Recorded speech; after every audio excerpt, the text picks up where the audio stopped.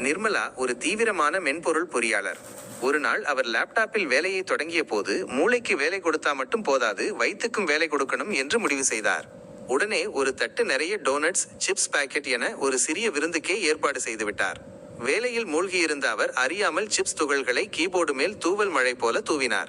அவர் கவனிக்காத நேரத்தில் அந்த துகள்களின் வாசனையை பிடித்த ஒரு எறும்பு, "டேய் பசங்களா, லேப்டாப் கீபோர்டு அடியில ஒரு பெரிய சிப்ஸ் சுரங்கமே இருக்கு, எல்லாரும் சீக்கிரம் வாங்க" என்று வாட்ஸ்அப் மெசேஜ் அனுப்பாத குறையாக தன் கூட்டத்தையே அங்கு கூட்டி வந்தது.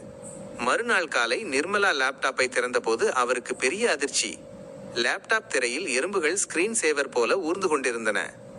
இது லேப்டாப்பா இல்லை எறும்பு பண்ணையா என்று பதறிப்போய் உடனே ஹலோ சிஸ்டம் டெக்னீஷியனை அழைத்தார். டெக்னீஷியன் வந்து லேப்டாப்பை பார்த்தபோது உள்ளே எறும்புகள் ஒரு தனி உலகமே அமைத்திருப்பதை உணர்ந்தார்.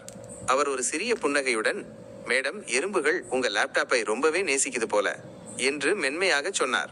நிர்மலா தன் தவறை எண்ணி, "சாரி சார், தெரியாம சிப்ஸ் கொட்டிட்டேன்" என்று ஒரு குழந்தையைப் போல வருத்தத்துடன் நின்றார்.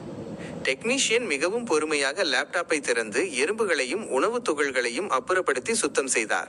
வேலை முடிந்ததும் அவர் மிகவும் கண்ணியமாக, "மேடம், இந்த லேப்டாப் ரொம்ப சென்சிட்டிவானது. இனிமேல் தின்பண்டங்களை இதிலிருந்து கொஞ்சம் தள்ளியே வைப்பது நல்லது" என்று அறிவுரை கூறினார். அதை கேட்ட நிர்மலா மிகுந்த பொறுப்புடன், "நிச்சயமாக சார், என் தவறை நான் புரிந்து கொண்டேன். இனிமேல் இந்த லேப்டாப்பை நான் கண்ணின் இமை போல சுத்தமாக பாதுகாத்து வைத்துக் கொள்வேன். சாப்பாடு எல்லாம் டைனிங் டேபிளோடு முடிந்துவிடும். லேப்டாப் பக்கம் இனிமேல் தண்ணீர் கூட வராது" என்று உறுதியளித்தார். லேப்டாப் இப்போது புதுசு போல மின்னியது. நிர்மலாவும் மிகுந்த திருப்தியுடன் டெக்னீஷியனை வழி அனுப்பி வைத்தார். Hello system, your friendly tech partner. இப்பவே டயல் பண்ணுங்க 6380481896.